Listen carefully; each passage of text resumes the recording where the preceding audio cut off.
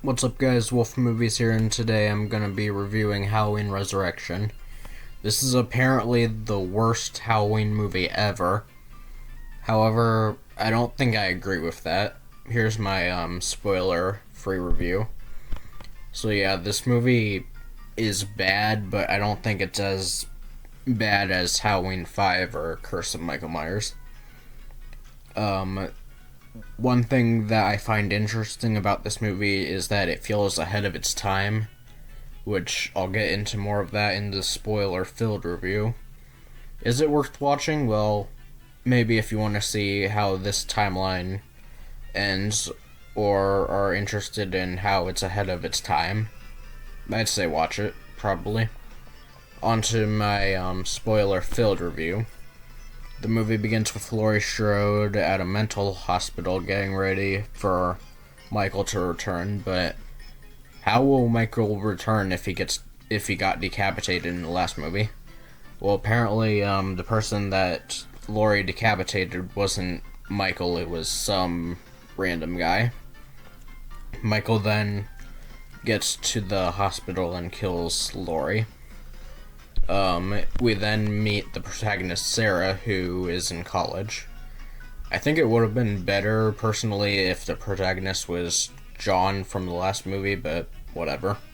Apparently, Sarah and her friends were chosen to be in some sort of live stream, and it takes place at the Myers house for some reason. This is pretty interesting because live streaming was not as big as it is today back in the early 2000s. I told you guys this movie was ahead of its time. Sarah and a group of people start to audition for the show, and we see that Busta Rhymes is in this movie. The group sets up cameras all over the house, and we see Michael is apparently already there. We then see people watching the live stream as Michael kills someone. The people watching this thinks that's fake, but it's not, obviously. This kind of reminds me of this movie called Spree, which maybe I'll review someday if you guys want me to, but that's what this scene kind of reminds me of.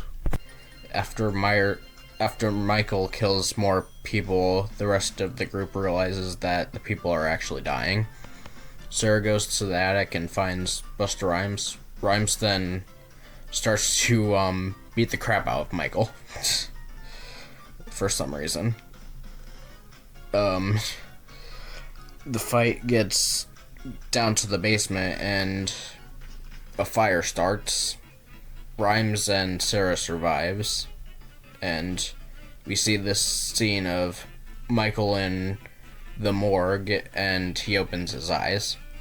Even though this is the end of the timeline, so I wonder what happens after this. Yeah, I said before this movie is not good, but I gotta admit it's really funny. I always thought it was cool that it was about live streaming, since obviously it wasn't popular back then. I think this movie would have probably been funnier and a little bit better if it was made nowadays. Like, it would really be hilarious if they made it nowadays.